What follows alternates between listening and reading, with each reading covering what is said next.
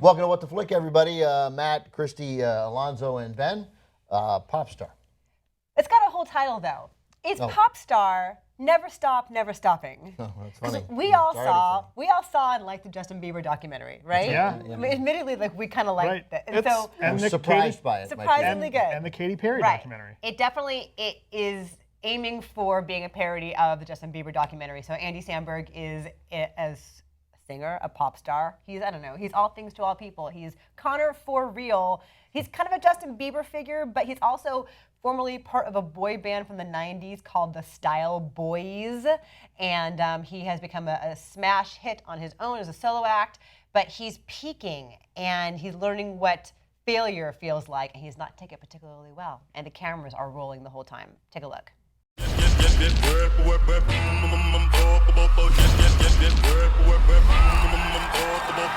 Connor for real is actually saving the record industry. Everybody's just waiting to see like what he does next. Connor's hot. You tell me you didn't see him and say, yo, he's the star. It's Connor. I've got it all, and I'm getting more. Adam Levine's hologram. So expensive. You know, it takes a village to make me look dope.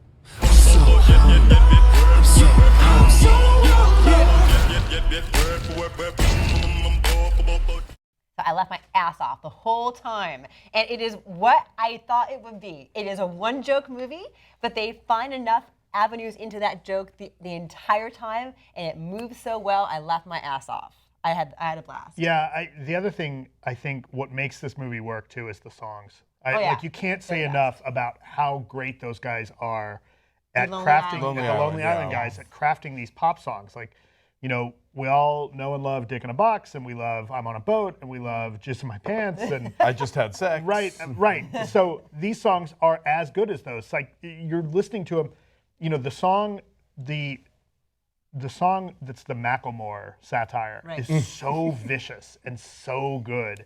And, you know, the song, the Bin Laden song, like all these songs are so good. And as you really, like, yeah, they've got good beats. And as you start listening to the lyrics, they just get better and better. And that's part of what makes this. But the jokes are funny too. And it does some really good satire of how the business works, how as a culture we consume things, how the business has these insane kind of marketing goals.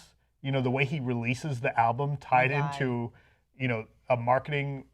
It's not unlike what not that U2 far. did, but a little more so. But on the songs, I'm sorry, the thing that cracked me up was the catchphrase verse. All the catchphrases. I mean, I'm not going to tell you the thing that made me laugh so hard that I cried, but there was one thing that made me laugh so hard that I cried in the catchphrases. It's amazing. Go ahead. I laughed, and I like the Lonely Island guys a lot. I think, you know, the SNL digital shorts I thought were all, the ones they did were all really funny, and the songs are good. And this movie is sort of like, I called it in my review, it's an SNL digital long. Like it is sort of these sporadic things that happen, and they're each individually funny, but they don't build in any way. It's not like the kind of comedy where they set stuff up and it pays off later, or there's any sort of thing to it. And I don't mean like that has to be a deep, important comedy, but I just mean a structured comedy. This is one of those Judd Apatow movies where you can tell, and he produced it, where you can tell they just sort of like shot a bunch of stuff and then figured out in the editing room like what worked best. So, you know, Joan Cusack pops up as his mother and is barely seen and then is never heard from again. And it's kind of like, I bet there's about 15 minutes of Joan Cusack sitting on somebody's hard drive that just didn't get used. And that's the only thing I actually have a problem with, is that you had this amazing cast of like Bill Hader, Maya Rudolph, like Kevin Sarah Nealon's in Silverman. one scene, and they don't get used enough. That's the only thing I've got a problem with here. But and it's not so much that they don't get used. To me, that indicates that they went into this kind of in that typically scattershot Apatow thing of like, we're just going to shoot a bunch of stuff, and then what we like most stays in, and that can work, and that can be really funny. But it doesn't. I wish that you could apply this character and those songs to a comedy that had been sort of architecturally put together, you know, and wasn't just this like bit. And the bits are funny, and I enjoyed myself. And I mean, I'm fresh on the tomato meter. If you did a full SNL or like a best of SNL that was just focused on music sketches, it'd be a lot like this, right?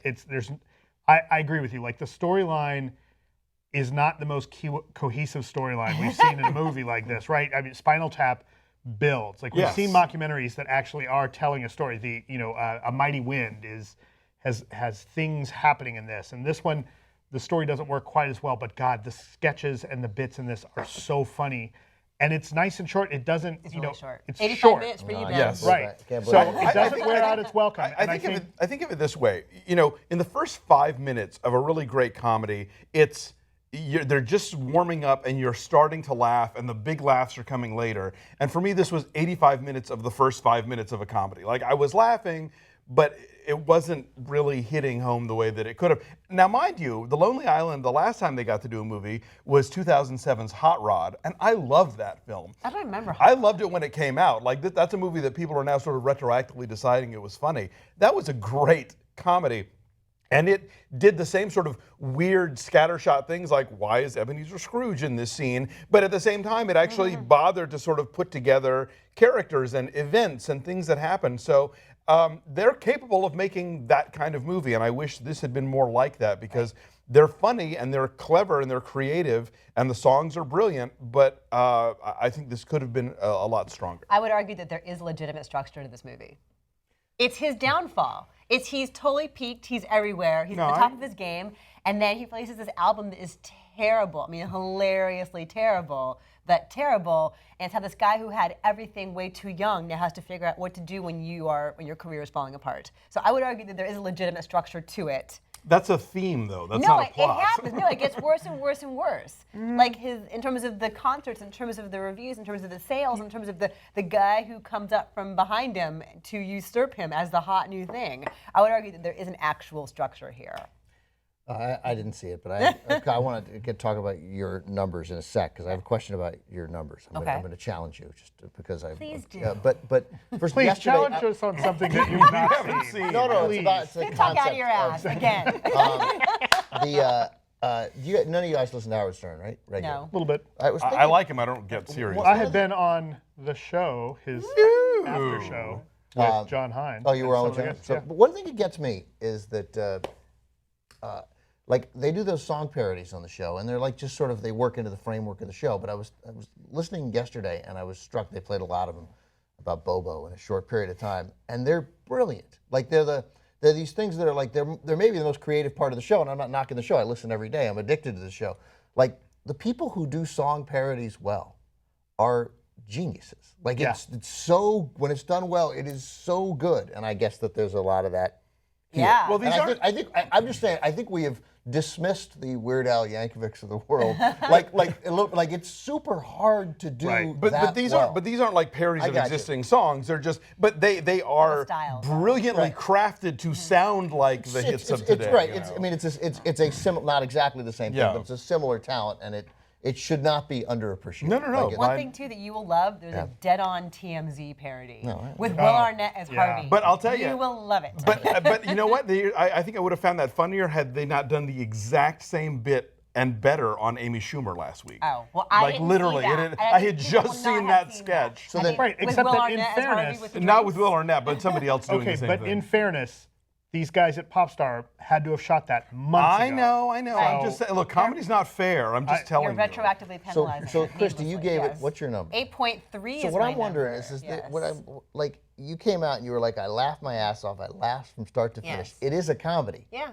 Why isn't that a 9.4? I mean, what do they have to do Well- in a comedy to make it? Yeah, Christy. Yeah, Christy, defend Hey, Christy. yourself. I was bitch. going to hammer Matt. I was going Hammer to, me, but please. Matt was like, yeah, I agree. The structure's not right. Okay, here's what I'll say. It lags a little bit in the beginning of the third act before it like builds back up again to its big climax. And as I mentioned a little bit ago, like you've got Bill Hader and he isn't getting enough to do. Maya Rudolph. I would say these people who are hugely talented that I love. You get tantalizing little bits of them. I love Justin Timberlake. I would like more of him. I love that Ben has become every commenter who has not seen a movie and yet picks apart your our number? reviews. No, I'm not picking apart the review. I'm wondering whether our standards are whether our. This is a review mockumentary, y'all. Right. But no, do our standards Our for numbers are comedy, really or is high. it too hard? Like, are we No. harder No. on great comedies than we are on great dramas? Are we? Is it easier for us to say 9.4 on a drama than it is on a No, comedy. Great comedy is super hard, yeah. But I'm saying that it's so good that there's stuff I wanted more of. All right, all right. I will tell you, for me, part of it is I may be quoting bits of the songs, but I'm not quoting any of the lines of the movie. Like there's not much in the movie that stuck out as like, oh, that's a joke that I'm going to be quoting and repeating. The way we'll do with the do-over. Yeah, exactly. But I think of comedies that I still remember to this day, and it's stuff like Fish Called Wanda or Animal House. Obviously, like there are lines in those that become iconic. And for me, like what keeps it out of the 9 or 10 area is that there's not a line that strikes me as like, oh, that's the thing I'm going to keep saying. Like that hit so hard. The jokes are funny, but there's never some joke that the songs have you crying. The songs are right? The songs are the funniest part of the movie. And there's a lot of other jokes in here and a lot of other stuff that's really funny, but the funniest material is in the music. And so I think what we're zeroing in on is that the script, take the songs away or lesser songs, this movie maybe doesn't work quite as well. They get a lot of mileage out of that music. And I think that's what really Release helps the it album transcend. and not Yeah. the movie. Maybe. Conquest. I want to listen to Conquest now. I gave it a 6.5. I mean, it was, in terms of how often did I laugh, fairly regularly throughout. You know, the hits kept coming, but I just felt like I was watching either a series of sketches or a very long sketch and not an actual movie. Okay, I'm saying 8.3. For all the reasons that Ben made me already articulate. Yeah, 8.5, because Because Ben. Wait till you see it and come back and give us your number. Exactly. And we'll pick We're that as apart. as you. 87% on the tomato meter. Yeah, 7.7 is our average, which is clearly not high enough. Bye.